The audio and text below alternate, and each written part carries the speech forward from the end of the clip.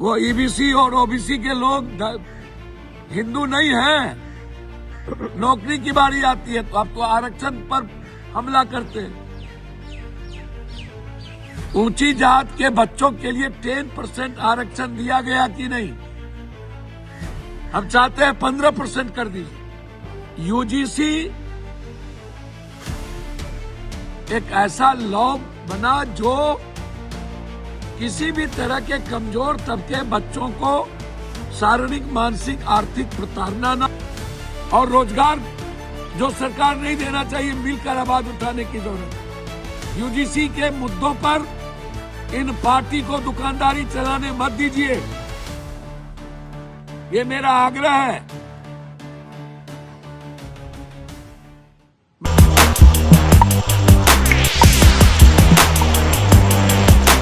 देखिए, इस वक्त पूरे देश में यूजीसी को लेकर के भारी बवाल चल रहा है। इसी बीच पूर्णिया से निर्दलीय सांसद पप्पू यादव यूजीसी पर खुलकर बोले और बोले इतना भी कि सभी लोगों को सुनना चाहिए।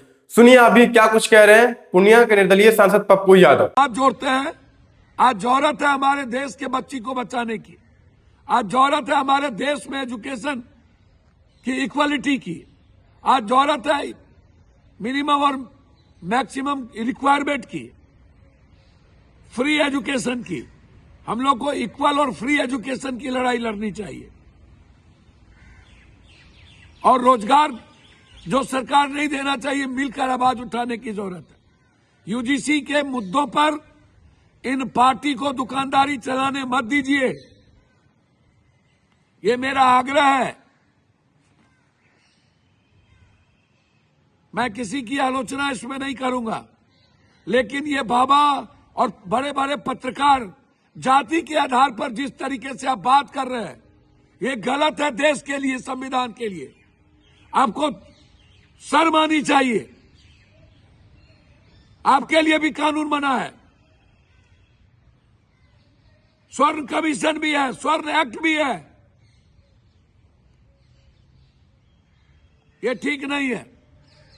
समाज को मत बांटिए। और नीट्स की बच्ची और बिहार में गया की बच्ची को उठा के नालंदा में जिस तरीके से किया गया और जिस तरीके से पूरा पुलिस, डॉक्टर और नेता का महकमा लगा हुआ है बड़ी मछली को बचाने के लिए, ये लड़ाई जारी है। लगातार 5 साल की बच्ची के साथ बलात्कार, लगातार बड़े बड़े व्यापारी और कारोबारी की हत्या, पूर्णिया में जिस तरीके से क्रिमिनल ने मारा है, इसके खिलाफ बड़ी लड़ाई लड़ने की जरूरत है और लड़ेंगे, पताल से भी निकालेंगे। जहानाबाद की निर्भया बच्ची हो या गया की या मुजफ्फरपुर की या बक्सर की या पटना बड़े बस स्टैंड के बगल की, हर बच्ची की लड़ाई अंतिम तक लड़ेंगे। आज हिंदुस्तान के पहले से लेके आज तक मैं ऐसा नहीं मानता हूं, कुछ लोग जब ये बात कहते हैं, राजपूत, ब्राह्मण, भूमिहार, लाला, पत्रकार लोग, और उसमें मुझे आश्चर्य होता है। मैंने जिंदगी में कभी को जात पात करते नहीं देखा, किसी बाबा को जात पात करते नहीं देखा। पहली बार 2-3 ऐसे बाबा हैं, बहुत बाबा किए शुरू से, शंकराचार्य के काल से भी हुआ, लेकिन इतना खुल्लम खुल्ली ये बाबा लोग, इतना घटियापन, इतना गंध पैदा करना। एक तो बाबा तो खुल्लम खुल्ली हमको गाली दिए थे हमारे गिरिराज भाई के कारण। उसने फिर बोला कि आत्महत्या कर लेंगे, कर लेना चाहिए। और ये जो क्रांतिकारी कवि हैं कुमार विश्वास, ऐसे कवि को चुल्लू भर पानी में डूब के मर जाना चाहिए। जो समाज को, हमारे बच्चे समाज को नहीं तोड़ रहे हैं, जिनकी दुकान नहीं चल रही है वो इस तरह के आवाज को उठा करके समाज को तोड़ने में लगे। इसमें कोई ऊंची जात और पिछड़ी जात का मुद्दा नहीं है। मैं स्वीकार करता हूं एसटी, एससी, ईबीसी के यदि कहीं सामाजिक शोषण हुआ होता है तो उसमें कुर्मी, कोयरी, कुशवाहा और जादव समाज भी है। जनरल में सिर्फ भूमिहार ब्राह्मण राजपूत ही नहीं है, जनरल में जादव, कोरी, कुशवाहा, कुर्मी भी है।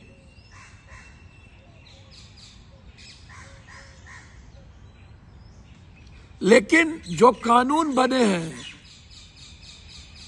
ये तो बिल्कुल एक नॉर्मल कानून है कि किसी बच्ची के साथ, किसी गरीब विकलांग के साथ, किसी जो आंख से हमारा ब्लाइंड हो उस बच्चे के साथ, किसी आर्थिक रूप से कमजोर बच्चों के साथ किसी भी तरह का कोई मजबूत गाड़ी घोड़ा वाला ताकतवर आदमी किसी भी जीनियस के साथ एक्सप्लॉयटेशन ना करे। आप कहते हैं पूरा हिंदू एक हो जाओ, और ये गिरिनानंद जी, इरिनानंद जी और चिल्लानंद जी दलित हिंदू नहीं है। ओ बाबा, ये बड़ा बड़ा ये जो 10,000 करोड़ 1,000 करोड़ के मालिक बने हैं, दलिते के पैसे से तो बने हैं। वो ईबीसी और ओबीसी के लोग हिंदू नहीं हैं। जब वोट की बारी आती है तब आपको हिंदू भी नजर आता है, और जब एसटी, एससी को एजुकेशन, इकोनॉमिकल बढ़ाने की बारी आती है, नौकरी की बारी आती है, तो आप तो आरक्षण पर हमला करते हैं। ऊंची जात के बच्चों के लिए 10% आरक्षण दिया गया कि नहीं? हम चाहते हैं 15% कर दीजिए, लेकिन 67% आरक्षण ईबीसी का करिए, एकदम करिए। लेकिन इसके लिए हाय तौबा नहीं बची, समाज को मत बांटिए। हम हाथ जोड़ते हैं करनी सेना के नेताओं से, आप अच्छा काम करिए। जब प्रताड़ित हो राजपूत समाज तो आप निश्चित रूप से लड़िए, उठाइए, हम आपके साथ खड़े रहते हैं। हमारे लिए कोई जाति नहीं है, आपके लिए भी कोई जाति नहीं हो, लेकिन आप करिए। लेकिन जो बड़े बड़े पत्रकार लोग ये बकवास कर रहे हैं, भूमिहार ब्राह्मण राजपूत लाला, क्या यही लोग प्रताड़ित करते हैं और लोग नहीं करते हैं? मैं तो कह रहा हूं, प्रताड़ना करने में जादव, दबंग और नेताओं की भी भूमिका होती है, कुर्मी समाज की भी होती है, कुशवाहा समाज की भी होती है। ऐसा कहां कह रहा हूं कि नहीं होती है? दलित में भी कुछ मजबूत समाज है, वो भी करते हैं, लेकिन वो दबंगाई नहीं करते, वो कानून के आड़ में करते। यूजीसी एक ऐसा लॉ बना जो किसी भी तरह के कमजोर तबके बच्चों को शारीरिक, मानसिक, आर्थिक प्रताड़ना ना हो, उसके नंबर में, उसके एजुकेशन में किसी भी तरह का क्लासेस में उसको कमजोर प्रताड़ना ना किया जाए, बस इतना ही है। एक कानून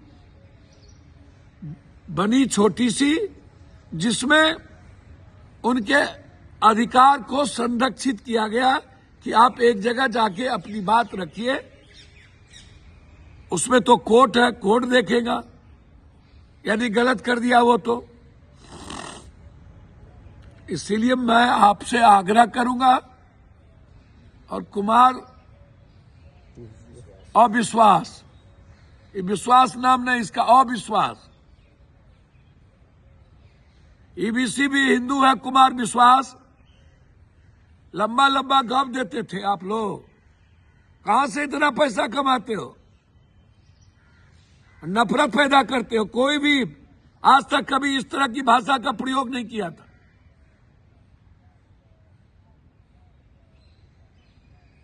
इसलिए ऐसे लोगों का सामाजिक बहिष्कार होना चाहिए। और ऐसे चुरकुट बाबा का जो नफरत पैदा करते हैं। और सभी ऊंची जात के छात्रों से आग्रह करूंगा कि हम लोग भी